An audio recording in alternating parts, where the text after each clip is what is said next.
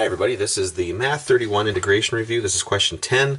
I screwed this question up a little bit here before, so I'm going to kind of start where I left off here.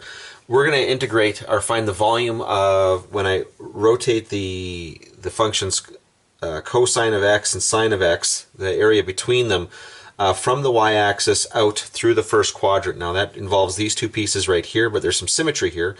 So basically what I'm going to do is I'm going to rotate this piece around the x-axis and then I'm going to multiply by 2. And so we're going to go out to pi over 4 here. Now, so that my integral is going to be from 0 to pi over 4 of cosine of x minus the sine of x. That's going to be all squared.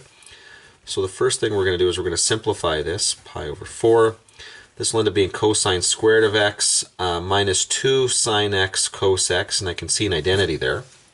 Okay, plus the sine squared of x dx. So 2 pi, 0 to pi over 4. I can see that cosine squared plus sine squared will be 1. And negative, so I got 2 sine x cos x is going to be the sine of 2x dx. And now, if, whoops, sorry, I don't need to write that. I'm about to take the integral. If I take the integral of that, I will end up with x plus the cosine of 2x divided by 2. Now just watch this. If I take the derivative of this, I will get negative sine of 2x multiplied by 2. So in order to get the antiderivative to work carefully, correctly, I have to divide by that 2 there.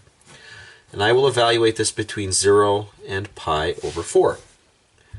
So this will be 2 pi times, okay, so we're going to put pi over 4 in here, plus, now if I plug pi over 4 into this, 2 times pi over 4 is going to be pi over 2. Cosine of pi over 2 is 0.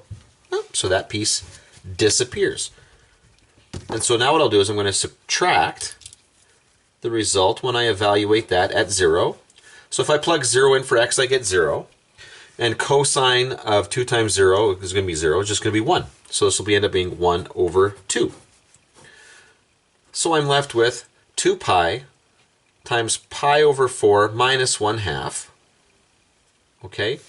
And so this is going to end up becoming, well, if I multiply through by 2 here, I am going to get, what am I going to get here? I'm going to get pi squared over 2 minus pi. And there's my answer.